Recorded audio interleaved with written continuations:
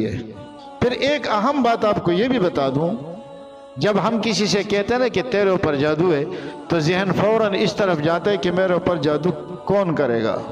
تو جادو کی قسمیں سمجھ لیں۔ ایک اس کو کہتے ہیں جناتی جادو یا سحر با موکل، سایہ بھی کہتے ہیں اس کو، اثرات بھی کہتے ہیں۔ جناتی جادو میں کیا کرتے ہیں کہ جنات شرارت کرتے ہیں، اور 99% یہی جادو ہوتا ہے۔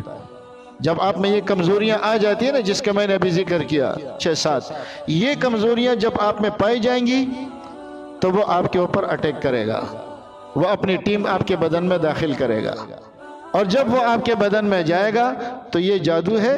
اس کو جناتی جادو بھی کہتے ہیں، سحر با موکل بھی کہتے ہیں، اس کو اثرات بھی کہتے ہیں، اور اس کو سایہ بھی کہتے ہیں۔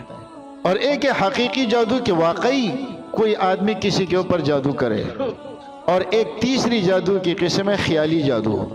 خیالی